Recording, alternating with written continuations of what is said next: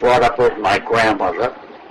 I left when I was about 14 years old, went off on my own, traveled around the country at circuses and sideshows, and I worked in burlesque theaters. What would you do at the circuses and the sideshows? Mostly with a company that handled foods, and we were serving foods and so on.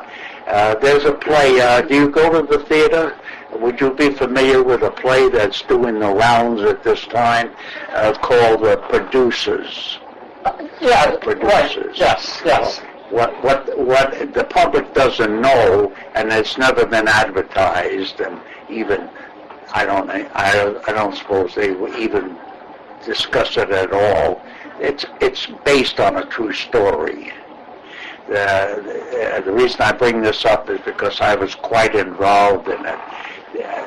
The story is about a producer who discovered that it would be more financially rewarding if he put on a flop instead of a successful run.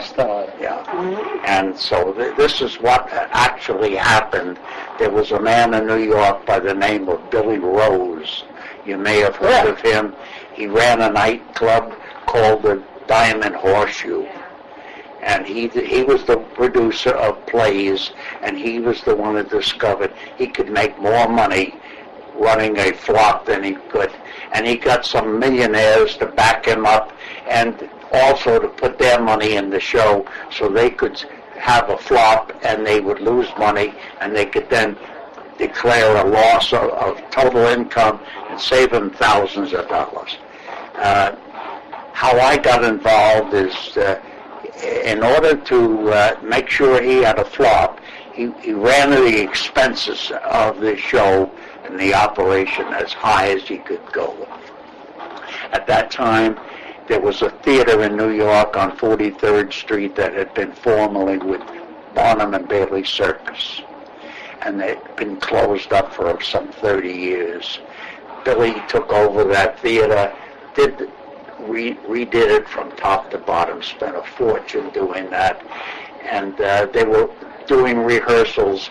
They brought my company that I was with in that was serving food to the people in the play, and also working in the theater. How old were you at the time? I was about 16 years old. So you didn't go to school? No, I never went to high school, and when I went to live with my grandmother, never went back to school after that, and I was only about 12 years old. Not until after you got out of the Army. Not until I got out of service, yeah. College and that. Yeah, after I got out of the service, I went back to school. So you've been on your own since 14? Yeah, hire some more people so that my expenses would go up. He said, so if you would like to be with us, we'll give you more money than you're making now. I said, fine. So I left my work there, and now I became part of the show. And I was with the show. The show was called Jumbo, and I got to know Jimmy Durante personally. We'd go out after the rehearsals, and we would have dinner together, and Jimmy would always bug me about imitating him because I got to know all of the parts of the show, and everybody wants to get me up.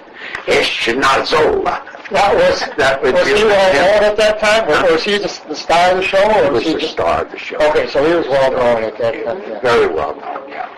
And I was with the show, and as you might imagine, instead of it being a big flop that it was supposed to be, it became a huge success. And we were there. We operated in the Hippodrome Theater in New York for about 9 months. And after that, the show was moved to Texas. I was in Fort Worth in the Centennial, and then from there we went into Cleveland, Ohio, where they started another section of the show called the Aquacade. This is where women were in the swimming pool, all swimming to music, and they brought a gal in from Europe who had just won the gold medal. Her name was Eleanor Holmes. Eleanor Holmes. And she was a young girl. And Billy incidentally was married to a very famous movie star from Hollywood called Fanny Bryce. You may know that name. And when he met Eleanor, he fell in love with her, got a divorce from Fanny, and got married to Eleanor Holmes. That was the Straight Train movie, wasn't that? Yes. That was That's correct. You're right, Marty. Barbara Streisand did Funny Girl, and that was the story of Fanny Bryce.